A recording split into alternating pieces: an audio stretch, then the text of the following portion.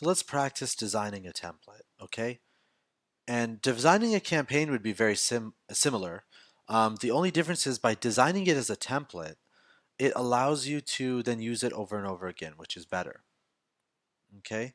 So we have these two here that we've already made, and we're going to get rid of them. So delete.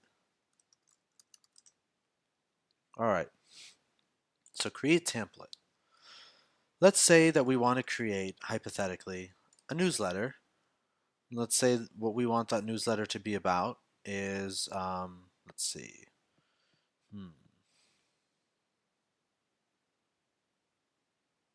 say this nature newsletter is nice, but there was one I was looking for. Let me see if I can find it here. This is perfect. A new collection. Okay, so let's say hypothetically you own a furniture store and you want to talk about the new collection that you have. Okay, it looks like this is classically designed furniture for the modern human. And so it's showing you kind of what they've had set up here already. And as you can see at the bottom of this, there's merge tags and stuff. So it's going to show your mailing address and where it's coming from. This allows you to comply with all of the laws, which is great. MailChimp has integrated all of that. Now, one thing to remember is when you're designing this, on the left side, it's going to show what it's going to look like, the actual design layout. On the right side allows you to actually make changes and control. So you'll notice the screen is kind of divided in half here. Okay. So on the right side, you have two things to work with. You have the content and the design. The design allows you to change the fonts and the colors for all these different areas of the email itself, the page, pre-header, header, body, upper columns, lower columns, etc. And then for the monkey rewards here at the bottom, remember, in order to get rid of these completely, the option to get rid of it, you need to have a paid account. Just remember that. Now, whenever you want to actually change something here on the left, okay, see right now it's allowing you to add all these different things. But let's say you want to change where it says furniture, etc. You want it to just say furniture. You click on it and you're going to see on the right, now you have the ability to edit content, style, and also the settings. Okay, so let's go to the content, and now we're talking just about this boxed area, the editing of that boxed area. Okay, let's say you want to get rid of etc.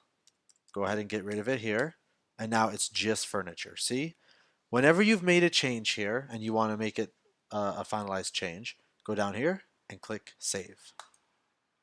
Now it's saved. Okay, so let's say that you want to add a video, for example, into your email. And all these things are customizable. For example, you can click here and you can change what it says. But let's say you wanted to add a video. You would go to, let's see, where's video? Video, and then click and hold, and then drag it. And you can see it shows you drop block. That's showing you where the video is going to be inserted. Now, if you insert it into the wrong place, that's not an issue. You can always just move it. But let's say you want to insert it right here. Right here. Let go, and the video will be inserted. Then you'll be able to add the URL. If you have a video hosted on YouTube or Vimeo, and that video would play here when people open the email and click on it. And then let's say, for example, you want to add another video. So if you want to add a like type of content, then what you would do is you just click this button right here, and that would duplicate. See? And then you could put a different URL for that one. Or let's say you added it by accident. You could click that, and it's gone. So the three main tools here to remember are the trash to get rid of an actual block, a block duplicator, and then editing. Okay? And then here you can actually click here to move where the block is going to be. That's what this is. So let's get rid of this because we're not going to add a video right now. So that kind of gives you an idea of how the functionality works.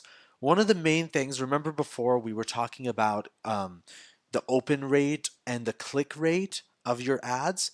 So when they click on a button, for example, to browse the collection, then it's going to demonstrate in your actual analytics whether they clicked or not on a button in here. Okay, so browse collection, if we click this block where the button is contained, you can change the style of the button.